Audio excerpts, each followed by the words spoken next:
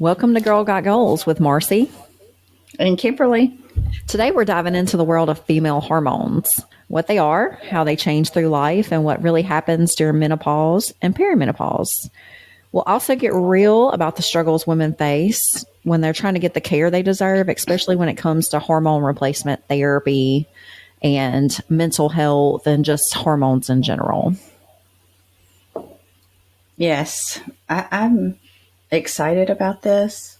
I don't have researched all kinds of stuff I seen. Did you know what the difference between an enzyme and a hormone was? What? You can hear a hormone. I love it. Oh, Lord. That's a cute joke. Corny. It's our mom joke of the day. You know, they have dad jokes. We'll have to start opening up with a mom joke every. That'd be a grandma joke. Yeah, that's true. That's true. I'm working on being that gilf. Oh, yeah. Well, technically, I think Carrie thinks you are, so. Well, let's hope so, because this is what he's stuck with. You still got it. That's all that matters. Oh, yeah. Well, what you got to, we got a lot. We were going over this before we started, and this is a huge topic. There is just so much information, and unfortunately, there's so much we still don't know about hormones and how it relates to perimenopause and menopause, because there hasn't been a lot of studies. Unfortunately, a lot of studies have been done on men, adult males, and not women, but that's changing. And as a woman transitions through perimenopause and menopause, the natural decline in estrogen and progesterone can cause a variety of physical and emotional symptoms. The body's internal hormone orchestra becomes out of tune, which is why so many women experience everything from mood swings, sleep issues, weight gain, vaginal dryness, like we were talking about before, low libido. And understanding these hormonal changes can empower us to navigate this stage of life with more awareness, better self-care, a stronger voice, and seeking medical advice and treatment. And as I was sharing with you, I watched an Oprah special that was on Hulu where she brought on a panel of experts and just a lot of, I would say, famous people, you know, like well-known, influential people like Halle Berry, a couple of comedians. And they were just like, we're the last generation that's going to suffer in silence. Like, every generation before us, it was just like, this is just the change. It's something you're going to go through. You're just going to suck it up and move on. And that's the old mentality. We're in a new day. So fortunately, we have these influential people starting to turn their eyes towards better research and better treatments and better advocacy. And we just kind of wanted to go through this series and talk about it. We did our overview, our last episode. So if you didn't catch that, you can go back and catch that. And this episode is going to be specifically on hormones. We just want to break it down to like the very elemental level of what they are, name them, kind of give you like their role in the female reproductive system so that you understand just what hormones you have in your body and how they fluctuate in perimenopause and menopause, and like what symptoms they cause, because you don't know what you don't know. And if we don't talk about, you know, what they are and how they influence you, then you could be experiencing things and just chalking it up to, you know, poor mental health or stress or burnout or, you know, whatever, like you were talking about before. You know, women who went through the change previously, like even back in, you know, very early times, were probably maybe deemed as witches or as mentally unwell because they started having these fluctuations in hormones, and their appearances would change and their mental state would change, and they maybe become unable to deal with stress, or like we talked about the link between Alzheimer's, you know, dementia, things like that. So I think knowledge is power, and the more knowledge we have, the more power we have to advocate for ourselves. And we are not medical professionals. We'll go ahead and preface that. We are barely able, like, to speak on this subject because we are researching it for ourselves. We're just wanting to bring the experiences that we've had in our own journeys to you, bring the information to you so that you can be more well informed to make more informed decisions for yourself. Or sometimes it might trigger, because until I really started hearing, other people talk about it, did I start researching it, and us talking about it. Right. Because like I said, it was something I never really thought a whole lot about as a child, or, our parents didn't talk about it. And you mentioned that, like back in the old days, they just thought women were crazy. It wasn't something they talked about. It was taboo.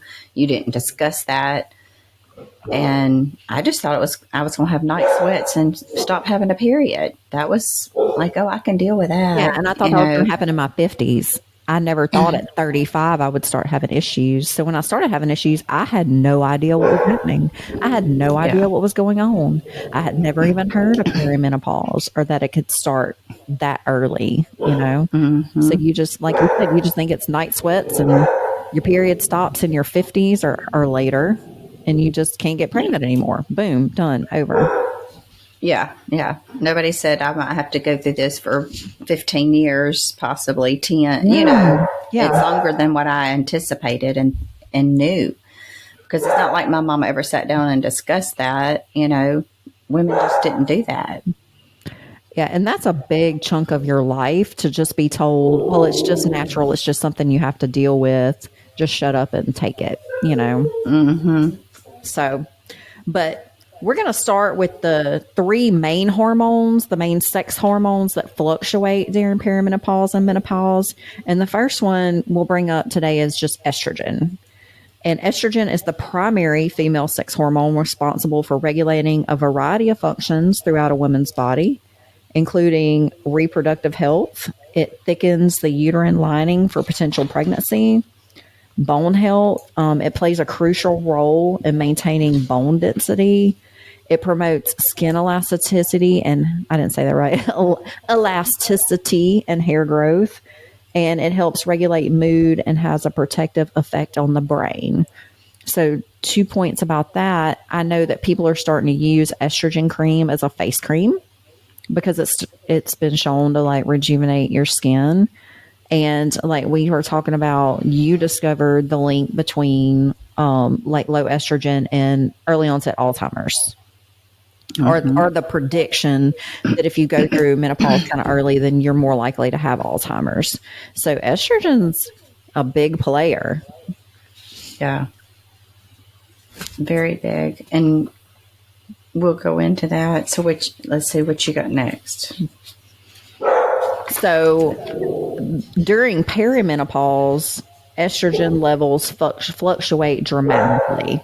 So this is when you may start, so it says your ovaries begin to release eggs less consistently. And like we talked about in the overview, that's when your brain's like, okay, we're getting low on egg stores. Let's start down regulating all of our hormones in our systems.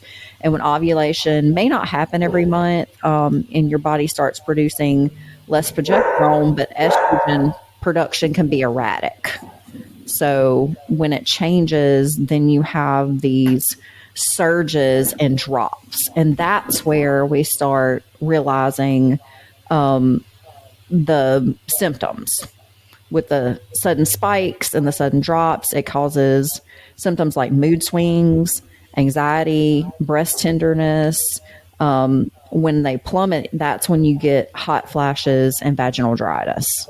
And I think that's what most women associate with menopause is vaginal dryness and hot flashes. Yeah.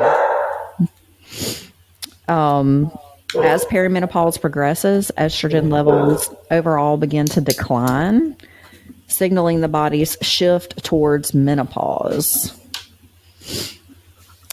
So I've always been estrogen dominant. And estrogen dominance doesn't necessarily mean, this is what I learned, doesn't necessarily mean that your estrogen levels themselves are high. It just means in relation to progesterone and testosterone, your estrogen is more dominant. So anytime I've tried to take estrogen to help with vaginal dryness or things like that, it's always had a negative effect on me. It's like my body doesn't like the excess of estrogen, so it causes me bad mood swings and anxiety and stress. I even just recently tried the vaginal cream, which is supposed to not have like a hormonal effect on you. It's supposed to just affect the vaginal tissues. But I noticed that I was getting like overly sensitive, overly moody, a higher level of stress for like 3 days after the cream. I was only doing it like once a week. And you're supposed to do it like every day for a period of time and then back off to once or twice a week. And I was like, well, let me start slow because I know my body. It's crazy.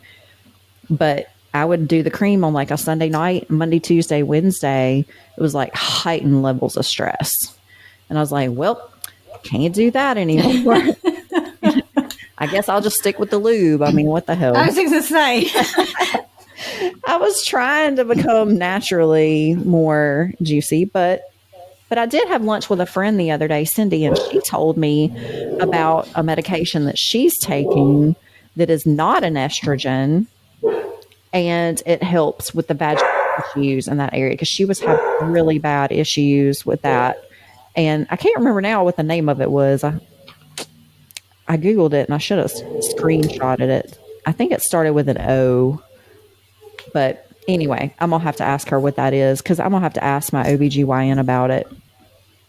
Yeah. Because that may be something I can try. But it was you've heard of SSIs, selective serotonin reuptake inhibitors, which they use for depression. Well, it's a SERI or something like that. It's a selective estrogen like reuptake inhibitor or something to where I think it helps your body utilize the estrogen that it has instead of being like a extra estrogen that you put in your body. So that's the journey I've had with estrogen. I've tried to take it for all the health benefits and everything, to restore my body's natural youthfulness, but it's just not an option for me because mentally I would rather be at peace and have a calm level, mood stable than all of that. I'll just have to mitigate my physical symptoms in a different way. Yeah. Well, I don't really recall what mine was beforehand. I'd have to go back and really look and see if they took it. I know that nobody ever put me on it until recently. I was just on progesterone. Now I've probably been on progesterone several years. I was trying to think how long ago it was, but let's just say a couple of years. And I will admit, like one man was giving it to me, stopped using him, and then because he moved or whatever to Atlanta or something, and then everything could be done over the phone and this and that, but it just got to be too much, so I stopped, and then I started using somebody else, and so it was kind of like an on-off thing. But I don't know yet how I feel, if I can tell a difference, if that makes sense. Yeah. Like he's got it in the troche mixed, with the progesterone. And I know that for me in my head, because the last time I went, he said, I think it's fine. Nothing, because sometimes if you have too much, it can make you hold on to weight and not be able to lose the belly fat. And so he was like, I think you're okay right now. This is what my wife takes, and she's maintaining her weight. But seeing as I'm not on a diet like I should be and my weight's kind of staying the same, I'm not upset that it's staying the same. At least it's not going up. But because of what we do, it's hard for me to objectively look at it because in my mind, I'm not where I should be. But I know that's... You'll just have to wait until next prep and see how it affects you, if it does. Yeah. And see, you brought up a good point. We see the same primary care physician, and he prescribes our hormones for us. And we have two very different paths, even though I think you said your estrogen was up around 90 something. And the last time I Maybe. tested, mine was like 28 or 29, which if you looked at my cycle, where I was in my cycle when I had my hormones tested, that was completely normal for the phase of the cycle I was in. And it has been in the 90s before. So, Sean was like, no big deal. I agree with you at the phase of your cycle that you're in.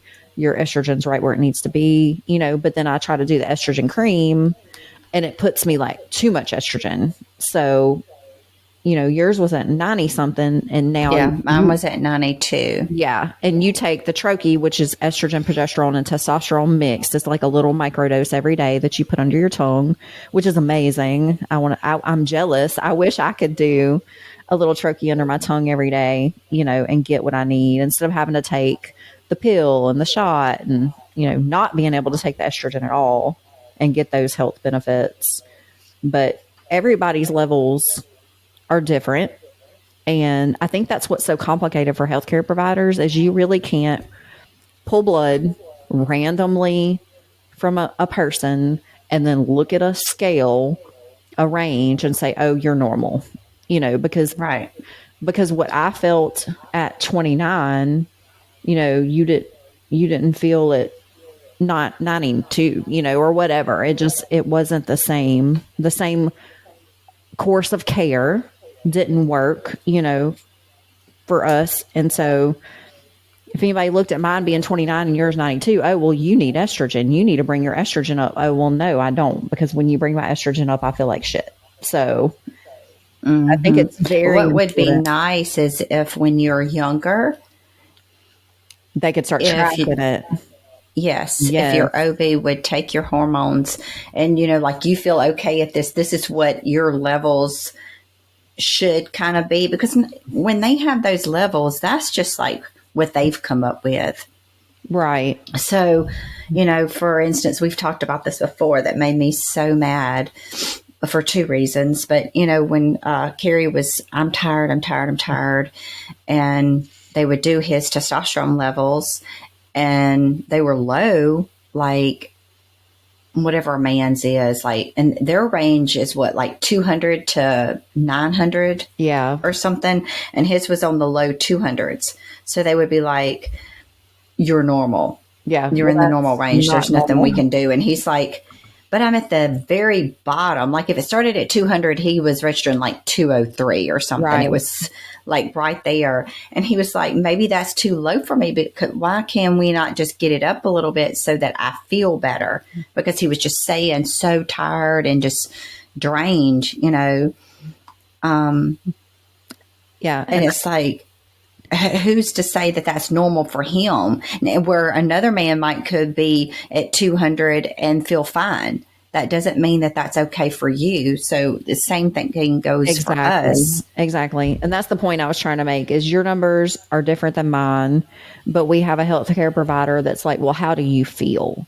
He's Right. looking at other things, other indications. He's listening to how we feel, symptoms, and we know our bodies because we live in them every day.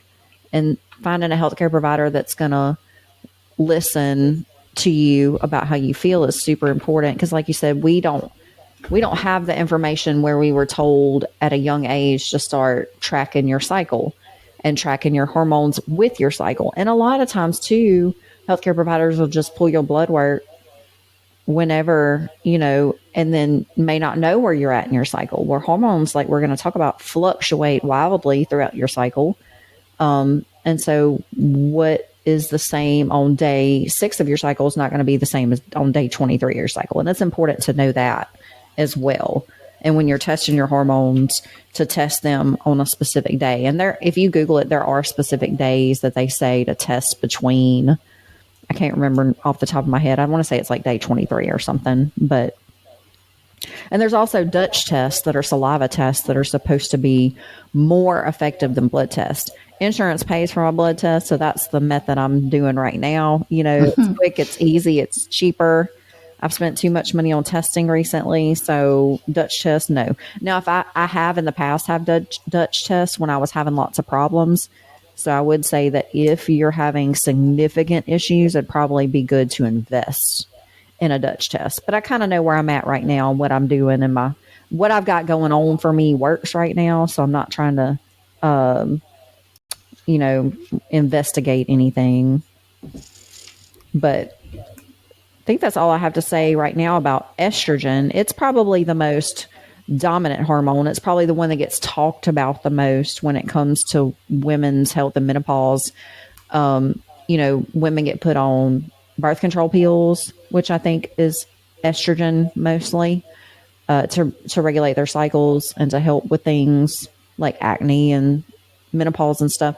And then estrogen patches are super common when you're going through menopause to help with that. Because I think estrogen starts declining, like I said, because of the lack of eggs. And so naturally, they're just going to try to give you some form of estrogen to like replace that. And we'll go more into that in our next episode in hormonal replacement therapy. We've chose to split it into two because it's just way too much information. Today, we're just going to recover. I can't talk today. Today, we're just going to cover what the hormones are and what they do. So our next hormone is progesterone, and it is produced by the ovaries after ovulation, and it plays a role in preparing the uterus. It helps to prepare the uterine lining for pregnancy, and if pregnancy doesn't occur, it triggers menstruation, and it helps in balancing estrogen, like I was talking about before. I'm on progesterone because I'm estrogen dominant. So it helps counterbalance estrogen, and when estrogen is out of whack, it can cause discomfort like heavy periods or mood swings. During perimenopause, as ovulation becomes less frequent and eventually stops, the body produces less progesterone, which is why women may experience symptoms like irregular periods, heavier periods, or skip periods. That's a lot of like swinging from one to another. So it's not just like, oh, your progesterone's low, you're going to skip a period. No, you could have heavier periods. You could have skip periods. You could have irregular periods. I mean, that sounds like a normal woman to me. So how do you know? Yeah. And this drop in progesterone is one of the primary contributors to the feelings of anxiety, sleep disturbances, and irritability that often occurs in perimenopause. And that is my main symptoms that I started having at between 35 and 37 was heightened anxiety, insomnia, irritability, things like that. And I think it's because, like I said, my estrogen, if you look at just normal levels of a woman, it's within normal ranges, but it's more dominant than everything else. So that was one of the first things I did when I went to my first hormone specialist.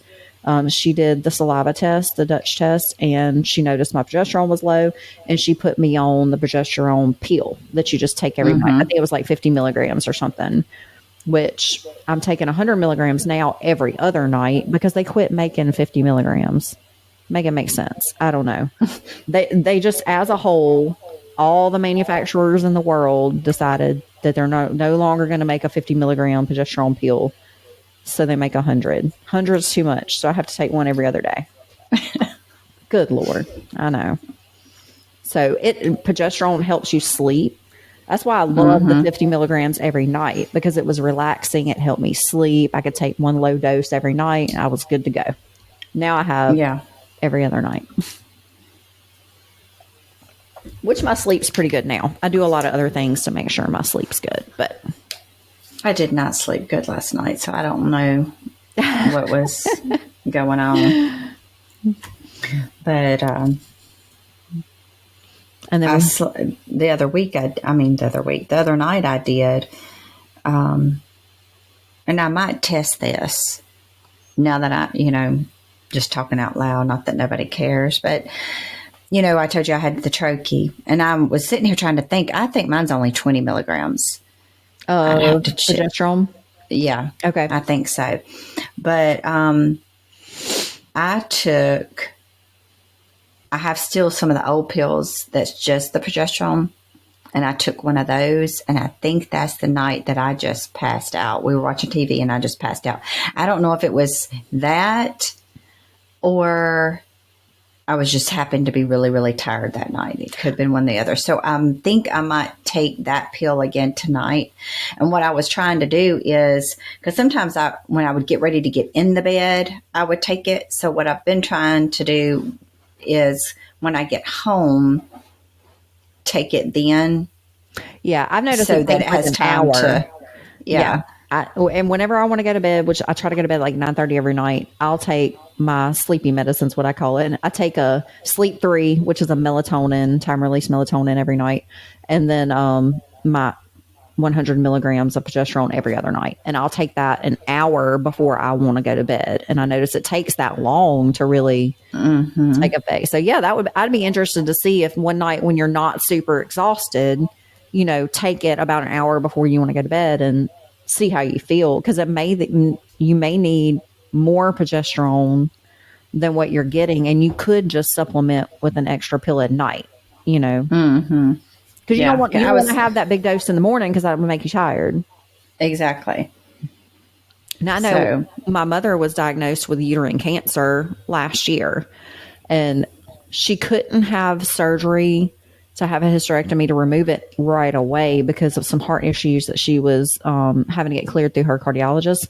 So one of the treatment therapies that they start with and that they kind of use to keep uterine cancer at bay is a high dose of progesterone.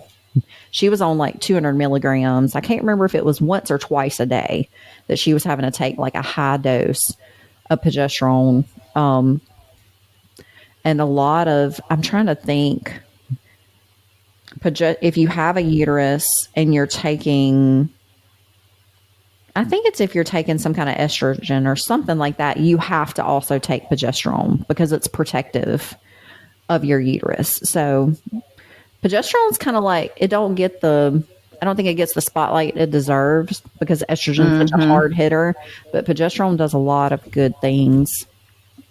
yeah. I definitely know when I was taking just that alone, back, I can remember it helping with my sleep. But like you say, unless I have to get on that routine of doing it earlier. Yeah. Because if I wait, I'm one that stays up late anyway. We already discussed that, and Yeah. I'm trying to change that. So I'm thinking if I start just trying to take that, because on the days that I train my client, I'm taking it before she gets here. Like, because when I get home, I go ahead and try to get all of my stuff out of the way. Because by the time she leaves, it's time to eat dinner and get in the bed. Because I don't get done with her till sometimes 8 o'clock.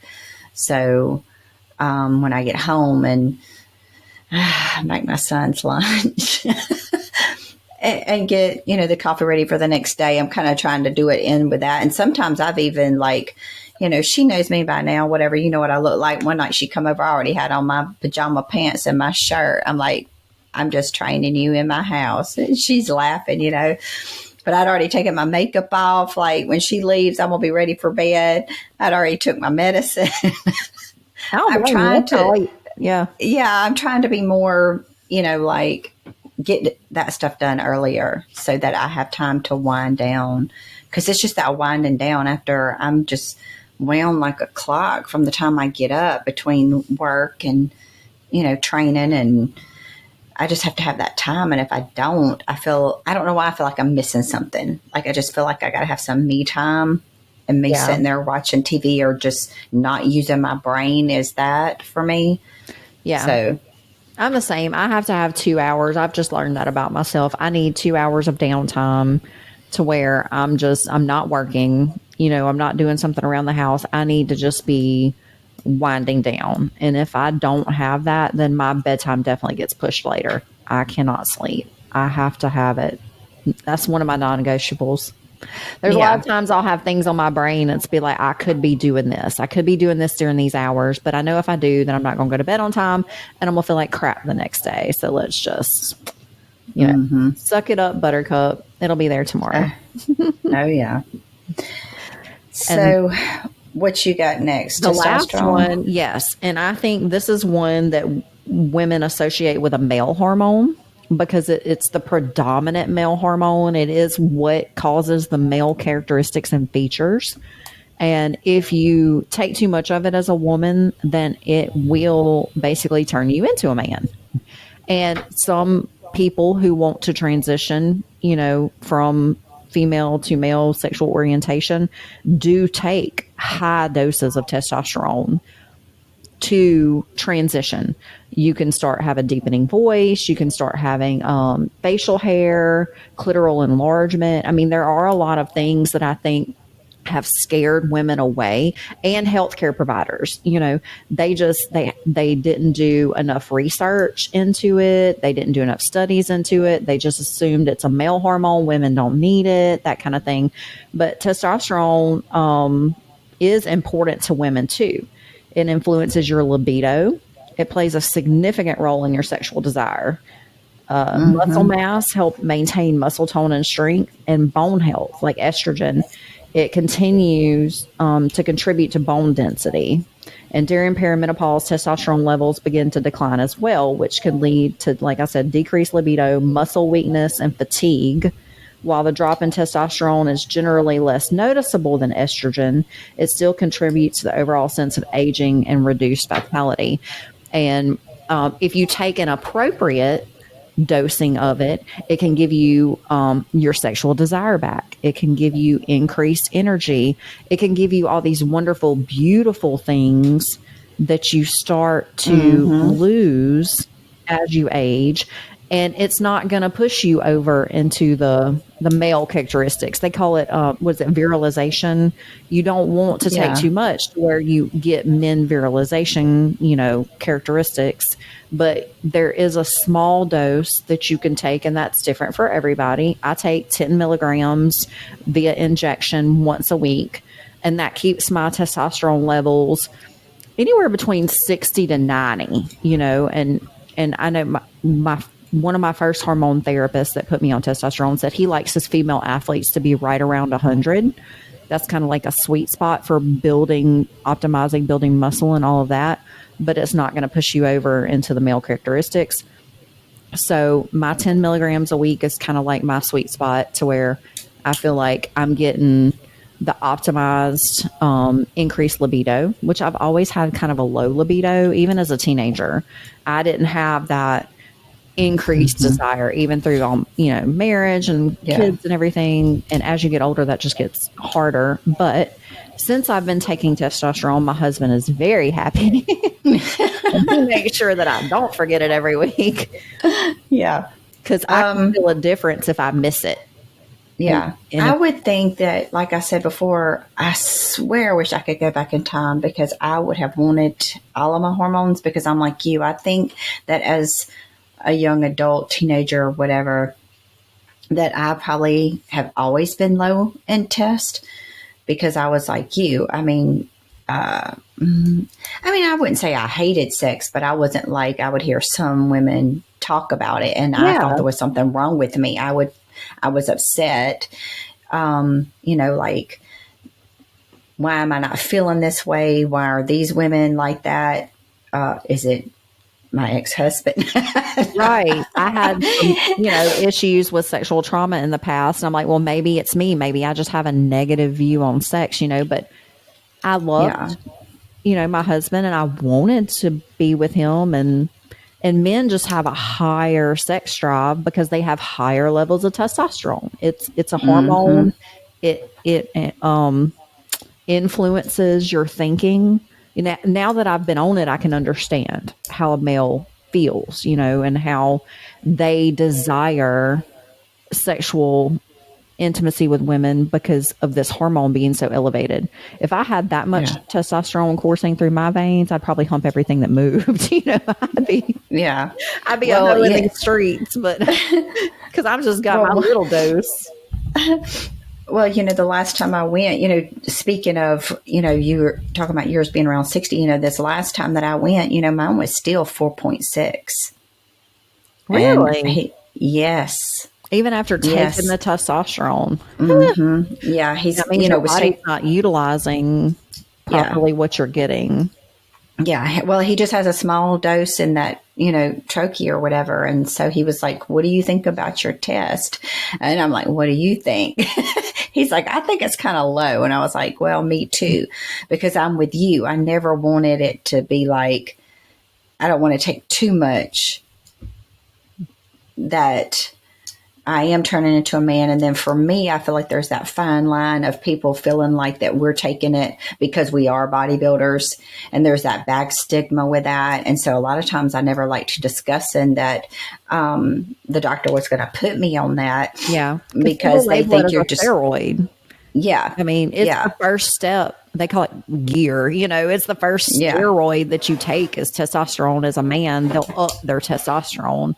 And there, I wanted to say that there's a difference between a level of HRT, which is hormone replacement therapy, where you're replacing what you should naturally have, and when you're running a cycle where you're, pushing the limits of trying to, excuse me, use it to build muscle. We are just trying to replace what's naturally occurring so that we correct. feel better, Yeah. So I think along with having the low test and my thyroid at that time being off whack and going through perimenopause and all of that, that's probably the reason why I was feeling the way I was feeling. And I'm staying sore. I don't know if we discussed this, but to have worked out as long as I have, which I know I've been doing glutes for about 8 months now, 3 days a week, but I'm staying sore. And I normally haven't been that way. So I'm kind of wondering if that's not a correlation there. Yeah, having trouble recovering. Yeah. Yeah. Yeah. So I just had to bring that up because, talking about the different levels. And so even if you are on something, it's very important to keep those going and doing your labs to make sure that you're getting the right dose and that everything is, clicking. And it might be that, like you said before, I mean, eventually, since I've always been low dose, I might could get to just say 20 where you're at 60 and me still feel fine. I still feel like I need at this moment just a tad more because I'm not feeling like 100%. Right. But I feel better. I feel better now that we've got the other things and my thyroid, new medication, but I'm not 100 yet. Right. And this is something I've been going through, I know like you have also over years of seeing a healthcare provider, having my labs. I have my labs done every 6 months so that they can test. I think that's an insurance requirement, so they can test my levels and then we adjust record accordingly. I have been up as high as 250 before on my test and I felt great. I would prefer to stay at that level because of the way I felt. But, I started having like increased facial hair. Like I already have, my family is hairy anyway. We have dark hair. My grandmother has to shave her mustache, things like that, and I was already like waxing. And as you get older, those things, chin hairs, whatever kind of happen anyway. But I noticed it was like rapidly growing and I would have had like, whereas maybe I would have waxed every 2 to 3 weeks. I was having to wax like every week. And then laser took care of it, but then I had to keep going and getting laser, which is kind of expensive. So I just made the executive decision that I'm going to lower my dose. I still feel fine. It's not as great as it was, but I'm not battling the increased hair. I was having to shave my legs more often and things like that. My voice has dropped a little bit. Like people say that they can't notice it. I notice it. I notice a difference in like the octave, but it obviously wasn't enough to make me sound like a man or make me feel uncomfortable, but it's just something that you have to go through and test, test a little bit at a time, test the dose, and it could change over time too. Your body's needs change because, in perimenopause and menopause, these hormone levels don't drop in a linear way. They fluctuate wildly, which is what causes all these wild symptoms. So it only makes sense that your dosage may have to be adjusted. Yeah. And I said we weren't going to get into hormone replacement therapy in this episode, but we kind of dove off into it. Sorry. Well, let me say this since we're here, and we'll get back to what all it does test in our body. But It will do those things, but I don't want people to get confused. And women might already know this because they're not taking any test or anything. But the older you get, because you get a decrease in estrogen and your hormones get off balance anyway, because I always thought I'd see other women and thought that was, like, well, they got hair. Ew. Yeah. When I was younger, that starts happening regardless. Right. And part of me was like, I don't know how much of this is I'm 43 and, my eyesight's going bad and I'm just looking in a mirror, with some glasses on, or is this because I'm on the testosterone? It was, and like I said, my family history. I have a family history of, we have dark, thick hair anyway. So some of that is something I was battling anyway. So it's not going to turn you into a man if you take testosterone, if you don't take too much of it, for sure. And that's what I think a lot of women shy away from is, oh, I don't want to take that because that's going to turn me into a man. And it can, if that's what you want it to do. There are people who want that and that's their goal and they take enough of it to accomplish that goal. But if that's not your goal, then you don't take too much. Then you can just get the benefits without, the risks. Well, there was a reason. It's not like you're putting something in your body that God didn't put there to begin with.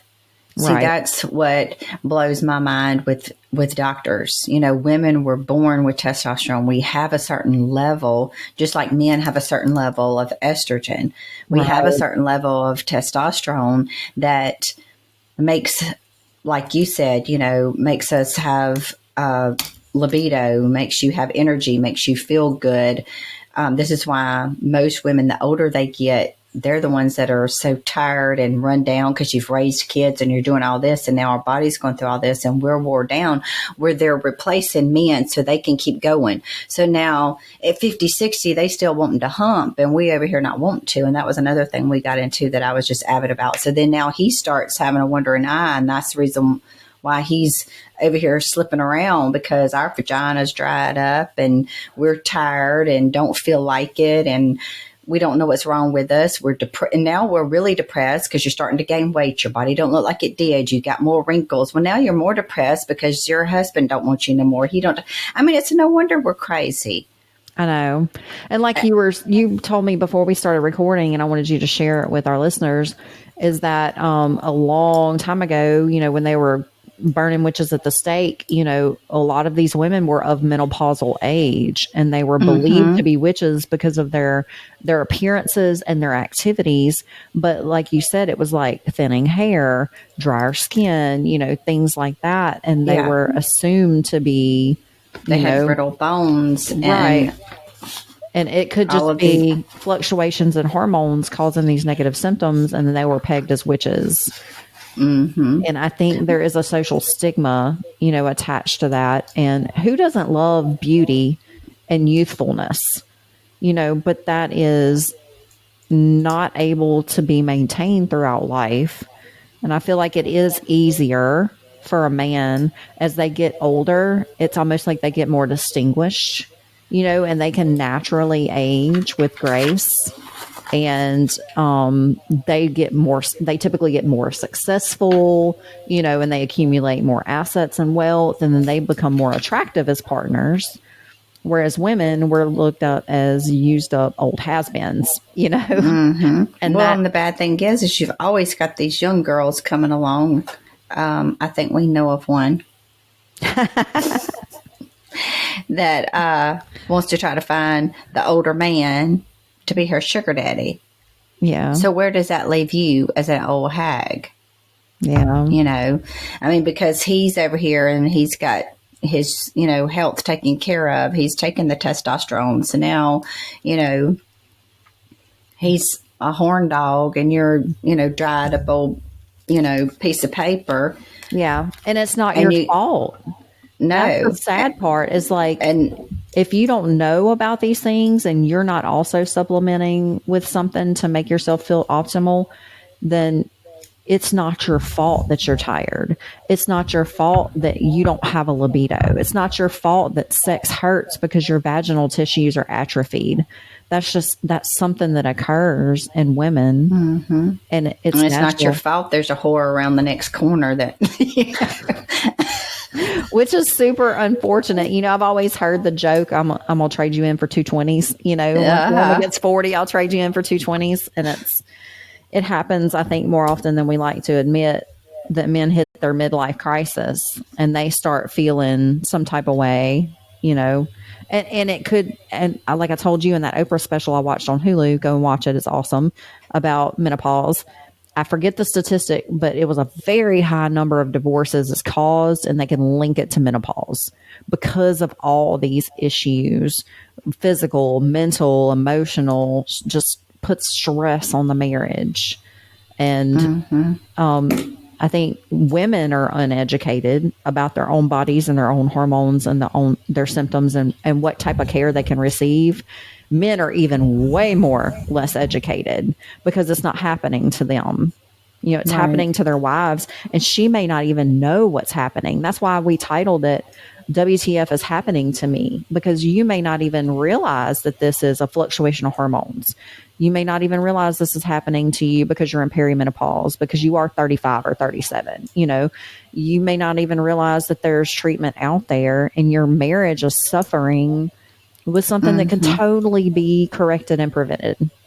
Well, and like we talked about before, and I won't go off on that tangent again, but it is so taboo, and you still have healthcare providers that don't agree with, hormone replacement, or they are so old, like the man that I seen that was just like, oh, the women in the, 1800s, they just, went and had kids till they couldn't no more, and they were fine. And I'm sitting there looking at him like, well, how many of them have you interviewed? How do you know they were fine?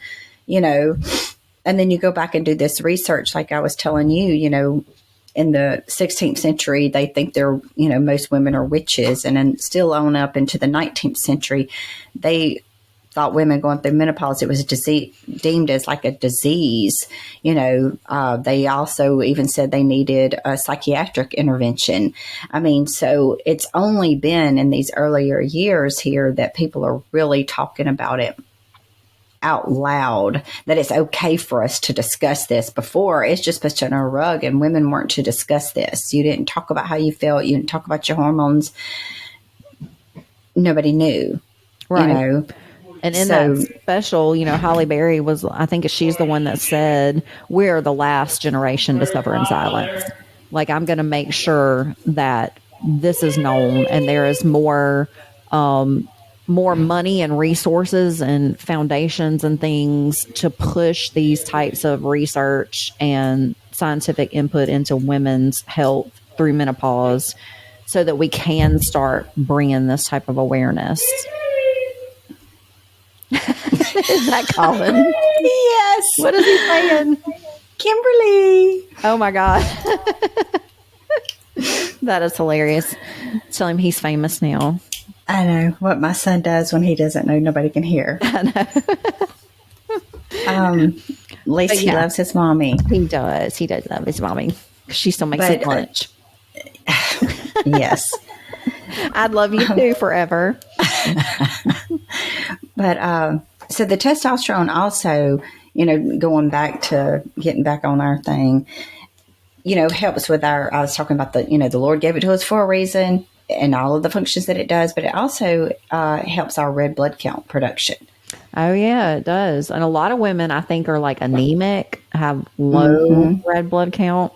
I know that now that I'm on testosterone, I have to give blood every so often, because mine isn't dangerously high, but it is on the higher levels. My hematocrit is the technical term. And that's something that my physician watches, I think that's another reason why people don't want to get on testosterone and things like that, is because they're scared, because they've heard horror stories about people getting on steroids and dying of heart attacks and things. Well, that's maybe because they were doing other things. They were doing things they weren't supposed to. They were pushing the limits. They weren't watching it. Like I said, my physician requires me to come in and have blood work done every 6 months. He's watching all the factors, and there are mitigating factors like taking a baby aspirin every day, or, giving blood every so often, that kind of, helps keep that hematocrit at a normal level. But if you are low, if you're on the other end and anemic, it could really help with that. Which I've been on that end too when I was younger and when I wasn't taking care of myself. And I did have bouts with anemia, especially when I was pregnant. Yeah. So, I mean, these are the reasons why, God gave us this. And so the lower it gets, the older we get. I mean, to me, it just makes sense so that we have better quality of life. We're living longer, than people did back in the day. That's a great point. And so, it's just a better quality of life is the way I look at it. Yeah. 40s are the new 20s. That's right. That's the way I liked. I was thinking about it the other day because I've just been thinking about life in general, and I still don't know what I want to be when I grow up technically. And I'm thinking about careers, and, is it time for me to start a new career, whatever. And part of me is like, I'm too old. I'm 43. I'm too old to start something new. Retirement's just around the corner, blah, blah, blah. But if you really think about it, you're not retiring typically until you're close to 70 nowadays, realistically, 65, 70. Well, that's still 20 to 25 years away for me. That's a long time. You could have a whole other career and retire from your second career after that long. And then if you live into your 80s and 90s, that's another 10 to 20 years. So, I think of 40s as midlife, and I feel this push to oh my God, my life's almost over. What have I done with myself? I need to hurry up and do something meaningful. But then I look at it and it's like, I am maybe halfway through, because if I live to be 86, which my grandmother is 86, we're going to be 86 this year, then I am halfway to her age. But still, 40 something years is that's a long ass time. If I were to be suffering at 37 with perimenopause, if I do hit menopause, in my late 40s, early 50s, whatever, that's another 30 years to have to live in a deficit of hormones. That's a long time. And we're supposed to just suffer in silence and not get help for these things.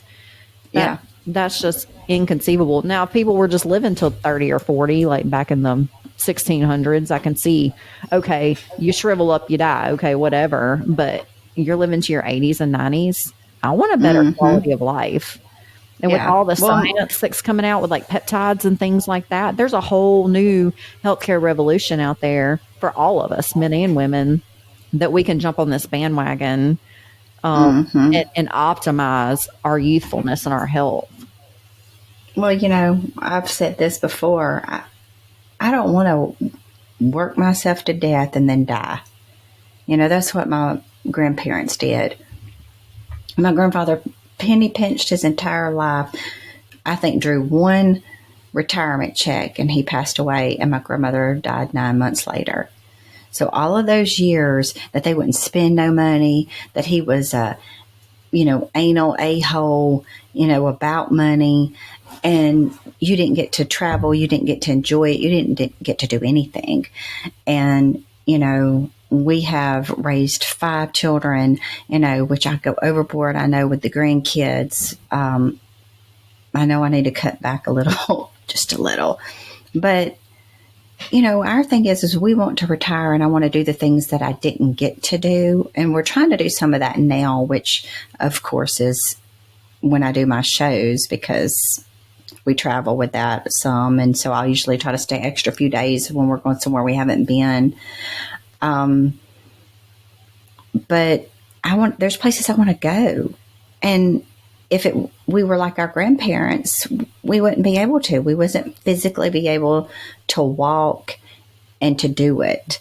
I don't want to be that way. I still want to go to a lot of these places that I couldn't afford to do because I was raising my kids or running a business. So, we're going to be looking at me being in my 60s before I'm able to do it. I still want to be able to get on that plane and go do it.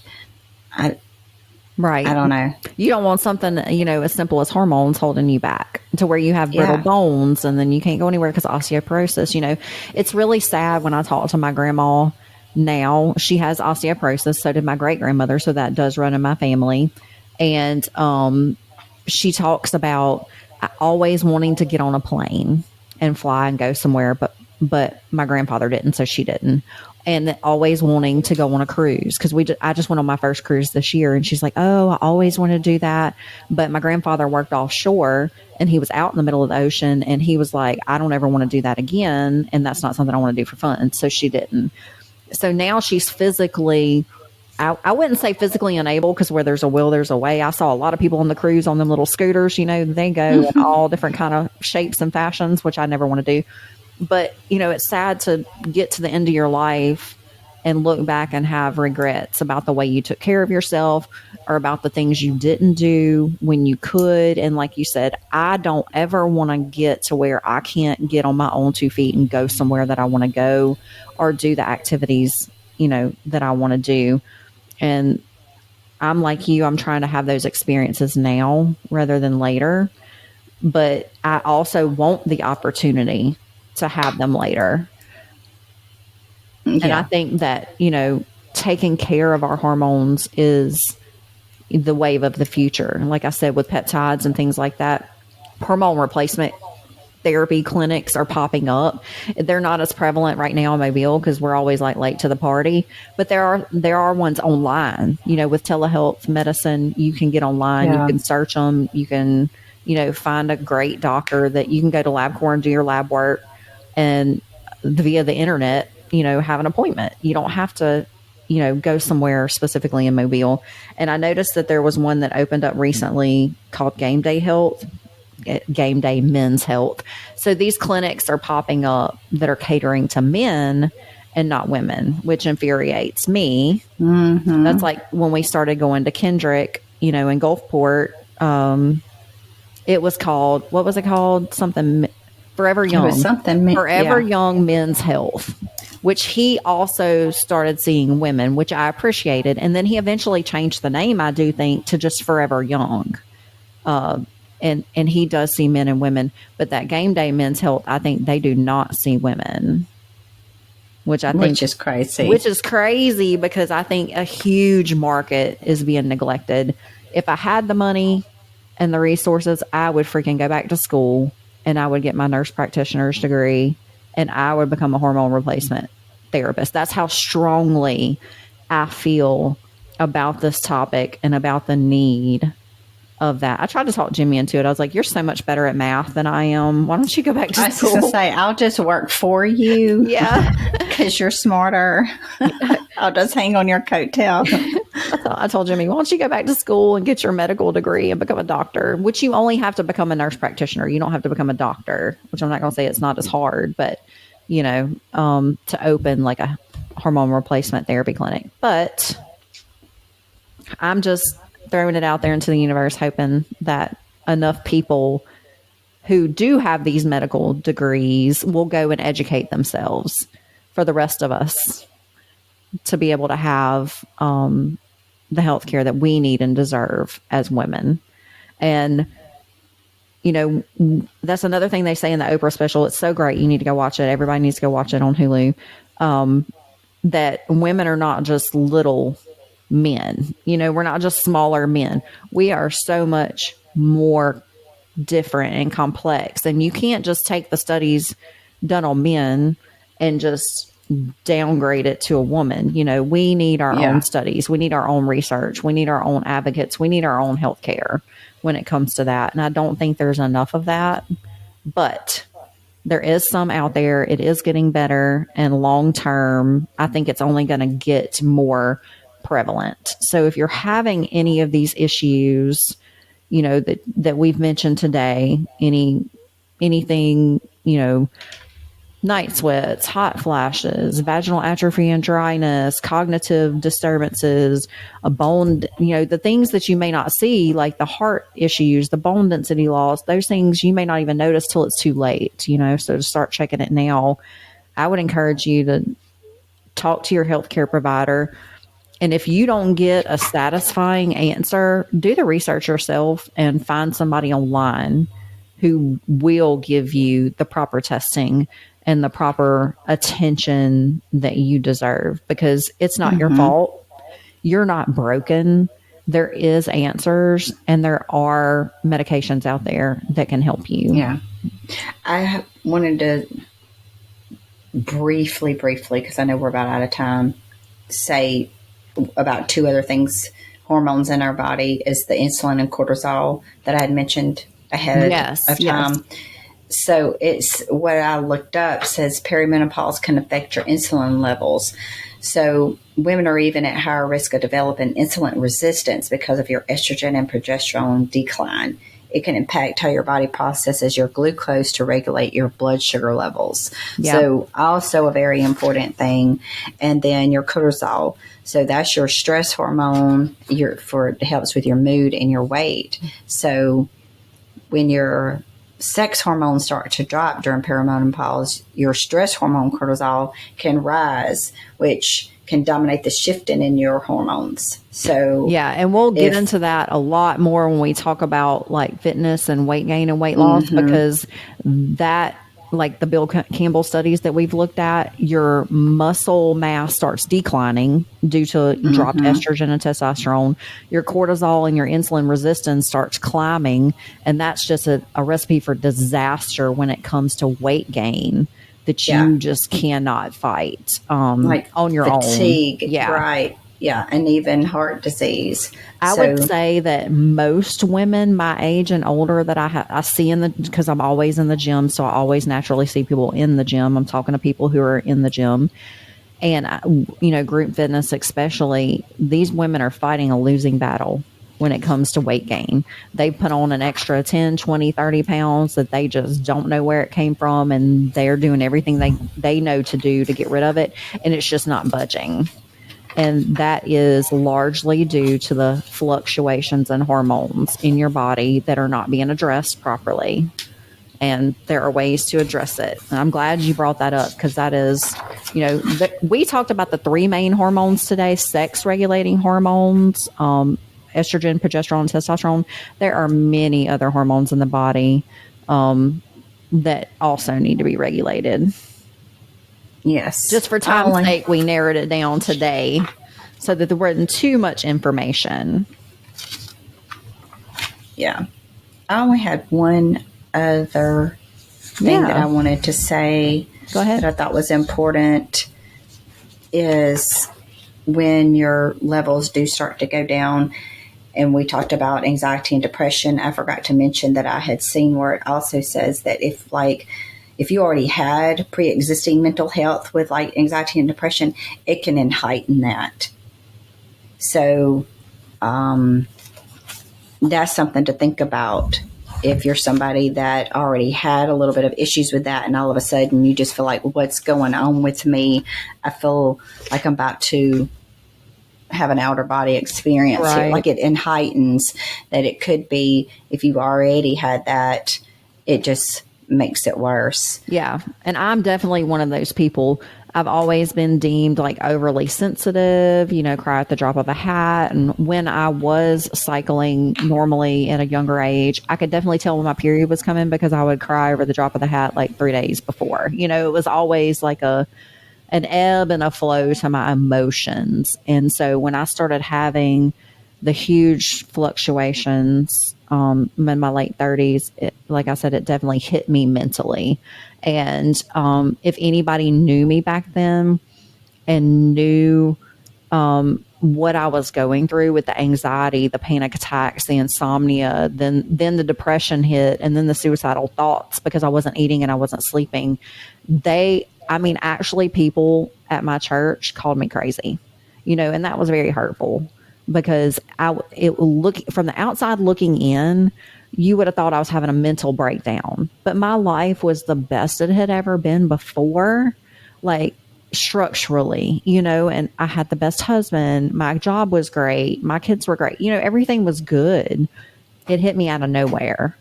And I was like, what the fuck is happening to me? It literally was like a gong went off in my head one night with like a panic attack. And then it was the roller coaster. And so it wasn't mental, and all they wanted to do was put me on antidepressants. And because they look at all these symptoms as like a mental issue, I did start going to talk therapy, which is something I had done before, and it was a long drawn out journey on something that could have been corrected so quickly and so easily with proper care and testing. But I was just dismissed. I was dismissed as having anxiety and needing to talk to somebody about it. I was dismissed as crazy, when by a 20-something-year-old man, that had no idea what I was going through. I was alienated. It was a very, very dark time in my life that I do not want anybody else to have to go through. So I'm going to shout it from the rooftops as much as I can. And I'm glad you keep bringing up the mental health part of it. I should be the one bringing it up. I feel like I'm the one that's been through that craziness. Maybe I don't bring it up because it is like too close to home for me. But I'm glad you bring it up, because that's what this podcast is for, is to let you know that you are not alone. It is not your fault. You are not crazy. Hormones rule your thoughts. They rule your body. And when you're on that roller coaster ride, there's almost nothing you can do to change it. If you've ever had an outburst of anger and then just thought, oh my God, what did I just say? Where did that come from? That is not like me. I can't believe I just said that. That was so hurtful. And then you feel guilty about it. Like, it was your horse moaning, it was your, it was your hormones talking. It wasn't even you, and it's kind of like in that moment, that something's going on, but you almost don't care and can't control it. Like you said, it's an outer body experience. I actually have nightmares. And now that I think about it, it makes more sense. I have nightmares where like my kids are little and I'm like yelling at them. And I'm not saying I didn't ever yell at them, but this didn't really happen. But in my mind, I'm like choking them and yelling at them over something stupid. And it's almost like an outer body experience. And I'm thinking, what the hell am I doing? And it's almost like I can't stop myself. And I think it's because I'm reading about this, the hormone related things, and I'm having memories of ways I felt in the past, like I wish I could control this. I wish I didn't feel like this. I wish I didn't react so poorly to the people I love, Yeah. But I think we've all been there. I mean, definitely. Even before perimenopause and menopause, even just when you're in your cycle, your hormones are fluctuating wildly throughout your cycle. It's just it's a normal rhythm that you kind of, if you're paying attention, then you kind of expect every month. And I think that's why there's all those cliches about women PMSing, because it's true. I'm gonna be honest, I used to hate whenever you were in a bad mood or something would piss you off and a man would say, oh my God, are you on your period? And it's like, no, how can you just not be doing something stupid to piss me off, or I'm fed up with how you're acting, so now I got to be the crazy person that's just on my period because I'm telling you how I feel. That always used to just make me so mad. That doesn't mean that I'm always crazy or got to be on my period or emotional, because I'm trying to express to you what you are doing. It has made me mad, or I don't like it, or you do anything that expresses how you feel. Oh, well. Yeah. Why are you all in your feelings? Are you on the rag? I mean, on one hand, it is like an excuse that they use, but on the other hand, it has happened enough times that it is a cliche. That it is like they notice that one time a month, my wife's going to be on edge a little more than usual, or mom's going to yell at me, or she's going to cry at that movie. It's just like before we were recording this morning, I was watching Young Sheldon. And there's a new season out. So, I was watching it. I'm not going to tell anybody what happens because it is a new season and it just came out. And if you haven't watched it and you want to, I don't want any spoiler alerts. But I think it's the last episode. And I was just crying like the whole episode. I was like, Kimberly's going to think I've done lost my damn mind. I'm going to get on here and my eyes are going to be all puffy and I'm going to be all sniffly. I was like, I got to pull my shit together. And I looked at Jimmy and I was like, I have no idea why I'm crying over this TV show right now. But I guarantee you it's because I don't pay attention anymore because I don't bleed. But I'm at that point in my cycle. I'm guaranteed if I went to the calendar and I looked at it, I'm about 1 to 3 days away from my period. So it just is what it is at this point. But that's why we have to have grace for each other, and our loved ones, they have to just understand where we're at and have grace for us. And we're doing the best we can with what we got. That's right. But So this was the episode on hormones. Next episode, don't miss it. We are going to bi-weekly. I forgot to mention this in the last episode. Life is crazy and life is lifing right now. And we really wanted to take the time to research these episodes and not just get on here every week and talk shit, but to actually like put some thought into it and formulate these episodes with a lot more information and planning. And so we decided at this point right now to go to a bi-weekly schedule. And so we will release every other Monday instead of every Monday as we had done in the past. And I did fail to bring that up last time, but I'm bringing it up now. For those of you that were texting me, asking me, no podcast? Yeah, which is awesome because that means you're listening, because otherwise we don't know. Nobody has emailed us yet. I started the girlgotgoals@gmail.com for anybody who wanted to email us and let us know their testimony, if they resonated with anything, if just that you're listening, that you like the podcast, or, just any kind of feedback, because we can't talk to you here. We can talk to each other, but we don't know unless you let us know. But yeah, I had those too. They were like, why didn't you release a podcast this week? Oh, well, that's because I forgot to tell you. We're releasing every other week. So we really mean it when we are human. Exactly. And there's only so many hours in a day, and we love you, but it was just something we had to make an executive decision on. And when we are rich and can retire later on in life, we'll go back to weekly. We'll just talk to y'all every day. That's right. We will. We'll just get on here every morning with our cup of coffee. We'll have conversations with Marci and Kimberly. That'll be our new podcast. Yeah. Coffee time. Yeah. So until next time, just remember, progress isn't perfect. But you are. So keep growing. Bye, guys. Bye, guys.